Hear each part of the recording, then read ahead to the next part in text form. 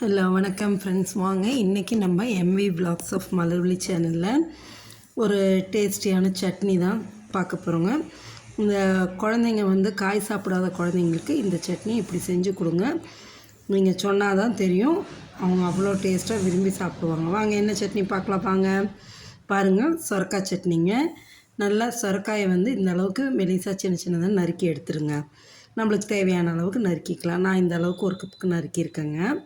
ஒரு பெரிய வெங்காயம் ஒன்று நறுக்கி வச்சுருக்கேன். ஒரு தக்காளி ஒன்று நறுக்கியிருக்கேன். ஒரு துண்டு இஞ்சி, ஒரு சின்ன பீஸு புளி அதுவும் எடுத்து வச்சுருக்காங்க. அடுத்தது 2 ஸ்பூன் கடலைப்பருப்பு, 2 ஸ்பூன் உளுத்தம்பருப்பு, அதோடு பார்த்திங்கன்னா ஒரே ஒரு பத்து தேங்காய், 2 காஞ்ச மிளகாய், 2 பச்சை மிளகாங்க. இதுதான் நம்மளுக்கு எடுத்து வச்சுருக்கோம். இதெல்லாம் இப்போ நம்ம எப்படி வறுத்தாவை அரைக்கலான்னு பார்க்கலாங்களா.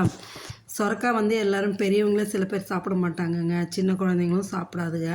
அதுக்கு இப்படி செஞ்சு கொடுக்கலாம். பாருங்களேன், ஒரு 3 ஸ்பூன் எண்ணெய் ஊற்றி வானலில் அதில் இந்த காஞ்ச மிளகாய் பச்சை மிளகாயும் போட்டுட்டு கடலைப்பருப்பும் போட்டு அப்படியே பொறுமையாக வறுத்தெடுங்க. உளுத்தம்பருப்பையும் போட்டுக்கலாங்க. அதோட போட்டு இந்த பருப்பு எல்லாம் கலர் சேஞ்ச் ஆகிற வரைக்கும் பொறுமையாக வறுக்கலாங்க. அது வறுக்கும் போதே அது ஸ்மெல் அவ்வளோ நல்லா வரும். கடலைப்பருப்பு உளுத்தம்பருப்பு வறுக்கிற ஸ்மெல்லு சூப்பராக வாசனை வருங்க. அதை வறுத்துருங்க. இதை வறுக்கும்போதே அப்படியே நம்ம நறுக்கி வச்ச இதை ஒன்று ஒன்றா ஆட் பண்ணிக்கலாங்க. சொரக்காயில் உள்ள பெனிஃபிட்ஸ் பார்த்திங்கன்னா நிறையா இருக்குங்க. சத்துக்கள், முக்கியமாக மினரல்ஸ், விட்டமின்ஸ் எல்லாம் நிறையா இருக்குங்க. நீர் சத்து அதிகமாக உள்ளதுங்க. ஹை ஃபைபர் உள்ளது தான், நீர் சத்து அதிகமாக இருக்குங்க.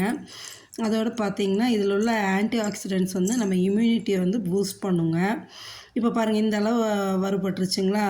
இந்த அளவு கலர் சேஞ்ச் ஆனதும் வெங்காயத்தையும் தக்காளியும் போட்டு வதக்கலாங்க. வெங்காயத்தை ஃபஸ்ட்டு போட்டுருங்க. போட்டு அதை ஒரு 2 நிமிஷம் வதக்கிட்டு அப்புறம் தக்காளியை எடுத்து போட்டு வதக்கிக்கலாங்க. இந்த அளவு செஞ்சிங்கன்னா தாராளமாக 4 பேர் சாப்பிட்லாங்க. ஆமாம், ஒரு கப்பு நான் சொரக்காய் நறுக்கி எடுத்துருக்கேன். இது 4 பேர் சாப்பிட்லாம். இந்த இஞ்சி, புளி, தக்காளி எல்லாத்தையுமே போட்டு பொறுமையாக வதக்குங்க. வதக்கிட்டு இப்போ என்ன பண்ணலான்னா, இந்த நறுக்கி வச்சுருக்கிற சொரக்காயை ஃபுல்லாக போட்டுருங்க. நல்லா தோலை எடுத்து இந்த உள் பக்கம் இருக்கும் இல்லைங்களா, அதையும் எடுத்து எல்லாம் நீட்டாக இந்த அளவு நறுக்கி எடுத்துக்கலாங்க. இதையும் பொறுமையாக நறுக்கி எடுங்க. ரெண்டாவது, இந்த சொரக்காயில் உள்ள பொட்டாசியம் பார்த்திங்கன்னா நம்மளுக்கு பிபி லெவலை கரெக்ட் பண்ணுங்க, ரெகுலேட் பண்ணும், அதாவது கரெக்டாக வச்சுக்கும். இப்போ இந்த ஒரு கீத்து தேங்காய் இருந்தது இல்லைங்களா, அதையும் நறுக்கி போட்டு 2 கொத்து கருவேப்பிலையை போட்டுக்குங்க. முடிஞ்ச அளவு இந்த அரைக்கிறதுல எல்லாம் கருவேப்பிலையை சேர்த்திக்கிங்க. நம்ம தாளிக்கும் போது குழந்தைங்க எடுத்து வச்சுருவாங்க, எடுத்து வச்சுட்டு தான் சாப்பிடுவாங்க. இப்படி அரைக்கும்போது அதை சாப்பிட்டுடுவாங்க. இப்போ இந்த சட்னிக்கு தேவையான அளவு உப்பு போட்டுருங்க. உப்பு போட்டு வதங்கும்போது தண்ணியெல்லாம் தேவையில்லைங்க. இதுலேயே காய் நல்லா வெந்து வந்துடுங்க. ஏன்னா அது நீர் காய் தான். அதோட இந்த உப்பையும் போடும்போது இதிலே நல்லா வதங்கி வரும்போது காய் வெந்துடுங்க. நல்லா வதக்கி ஆற வச்சுட்டு நம்ம அரைக்கணுங்க. பாருங்கள், இந்த அளவு வந்துருச்சு பார்த்திங்களா. இந்த அளவு வதக்கி எடுத்துட்டா போதும். அந்த சொரக்காயோட ஸ்மெல் டாமினேஷனே இருக்காதுங்க.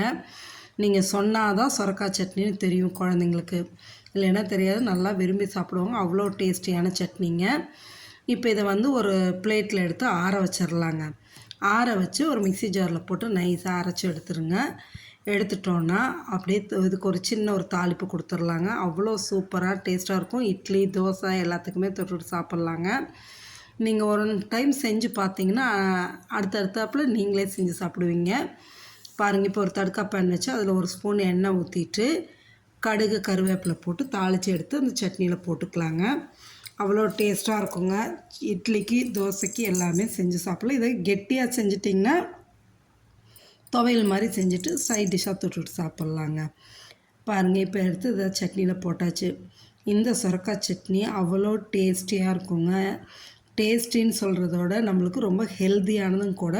குழந்தைங்களுக்கு செஞ்சு கொடுங்க. நம்ம சேனலை சப்ஸ்கிரைப் பண்ணுங்கள். Thanks friends.